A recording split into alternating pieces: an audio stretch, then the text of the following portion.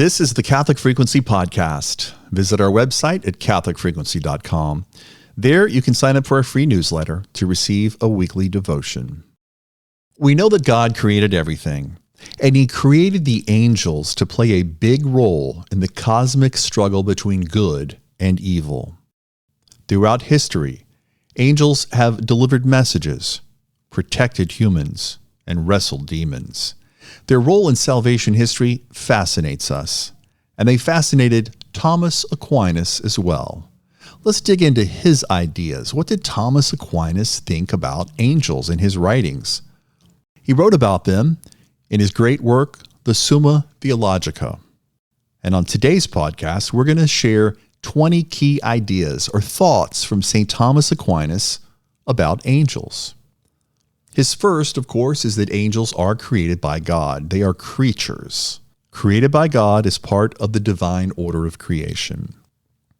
The next idea, he posits that there is an organized hierarchy with different orders, the seraphim, the cherubim, thrones, dominions, virtues, powers, principalities, archangels, and angels.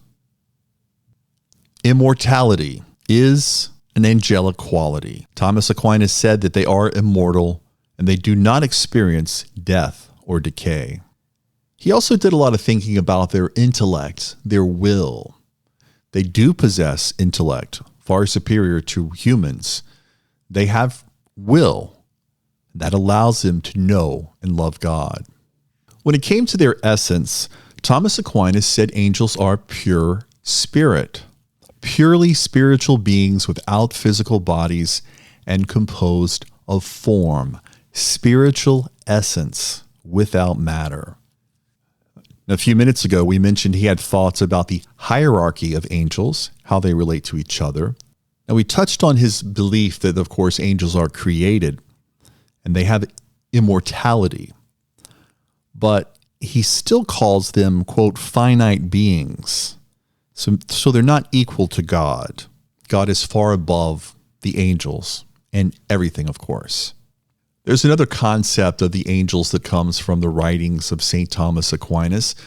We'll describe it as the impeccability of the blessed angels, that the angels had free will to follow God or follow Lucifer, who fell and became Satan, that the angels who remained faithful to God, the blessed angels, cannot sin because they are confirmed in grace. They did face a choice, but the ones who made the right choice can never sin again, confirmed in grace. This, of course, leads Thomas Aquinas to believe what we believe today in Catholic teaching, that Lucifer was an angel who rebelled against God, became the devil, and all the other angels became demons. Going back to the superiority of angels, he thought about their knowledge.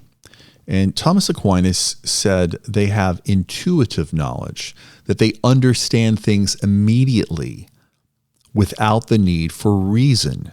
Human beings have to reason, have to think, have to come to a conclusion.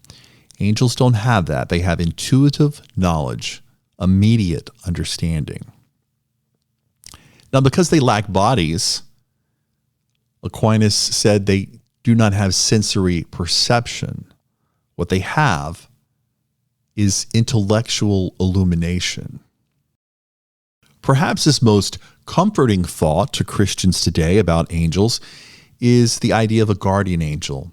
He said, or he wrote, that each human being is assigned a guardian angel to guide and protect them. How do angels communicate? Aquinas said, through an angelic language. They communicate with one another and with humans through intellectual illumination, not through a physical language like we use as humans here on earth. Angels have a job to do. Angels are sent by God to carry out specific tasks, such as delivering messages or aiding humans. Of course, the most famous example of this would be the Annunciation, when the angel Gabriel said, "Hail Mary, full of grace." Angels have an incredible speed. In fact, Aquinas argued they can move instantaneously because they're not bound by physical limitations. They don't have a physical body. Angels are not confined to space, but they can be present in a place by their power and their action. Do angels love? Yes, according to Aquinas. Angels love God and other beings according to their nature, and their love is directed by their intellect. Names. They have names. Now, we know just a few of them, right? Michael, Gabriel, Raphael. The names of the angels reflect their roles and missions. For example, Michael, that name means who is like God. Angels have a role in salvation history, the Annunciation, assisting in spiritual battles. Like all of us, they have a mission. Angels fascinate us, and they fascinated one of history's greatest intellects, the one they call the angelic doctor himself. So as we ponder on these incredible creatures, let's thank God that He created the angels to help us on our path of salvation. You've been listening to the Catholic Frequency Podcast. Visit us online at catholicfrequency.com. You can support our mission if you want to help us make more episodes by subscribing on X or on our newsletter, catholicfrequency.substack.com. You can sign up for free there, but you can also support us financially.